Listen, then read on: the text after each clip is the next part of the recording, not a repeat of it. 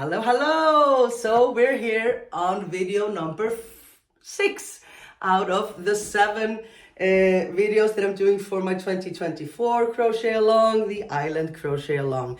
So today what I'm going to show you is how to block your piece. And you see, it's fun to mix techniques, right? So here we have the linen stitch bits and then the mosaic, but they do not have the same texture, obviously, and the same drape, so you kind of have to pull these parts here out a bit when you block it, and this here as well. And I'm going to show you that here now. Just a little quickie, show you how to block your piece.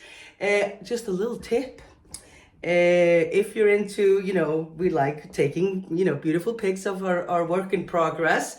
I do not post any pics on social media of my stuff if it has not been blocked. Just for your information, it really just does work wonders. It just adds that extra oomph, like really. And the technique that I'm showing you here tonight actually is the spray on technique. And the beauty of it is that when you put your work down at night, I will do this often. If I have like smaller pieces, if I'm doing like a big blanket, I will not do this. But if you have smaller pieces or a small blanket in the making, then always at the end of the night, I will block it just lightly and spray on it, like I'm going to show you how to do. And then the next day it's already dry and I can continue working. And it's just nice to have a nice blocked piece. So you can block many times. There's no, I'm a rather... I'd say flaky person, but then in certain things like this, I'm incredibly square.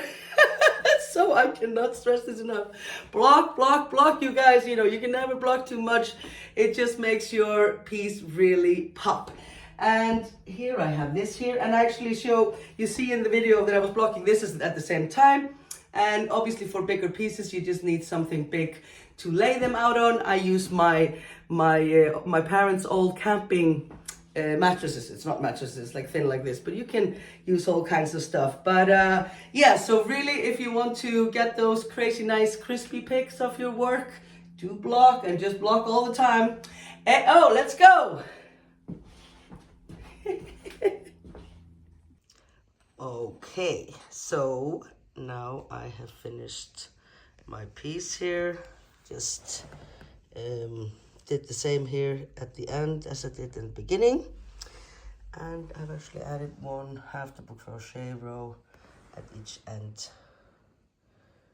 just for a little extra. So next up is blocking, and so when you do that, you just pin it down like this. It's mainly these bits here, the linen stitch bits, both for the single crochet and maybe especially for the half double crochet, that tend to want to go up in a bit, because it's not as thick and dense a fabric as the mosaic bits are forming. So you just put them down. You put your piece down on any layer. It can be just a towel, folded together. I use these old I was doing my big one as well.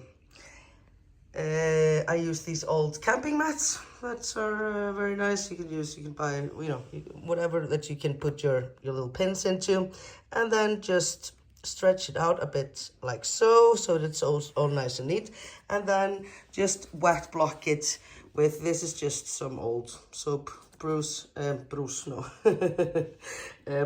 that I had. I just filled it with warm water. And then you just spray it generously. I was doing this really late last night, so I didn't want to film it. But basically just pin it down and you spray it all over with some warm water. And then you can just mold it as you will. And then the day after, like today, you can take it out and then it's all neat and has straight edges. So you can see. La la la, very easy. And you can wet it completely. I used to do it like that back in the day, but now I always use this spraying technique, because then it dries so much faster, and it does give a very good results.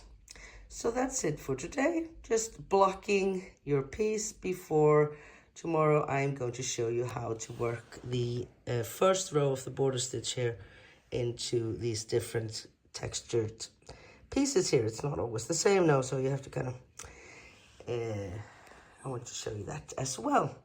Okay, so that's blocking today, and then tomorrow the beginning of the border, and that's us done.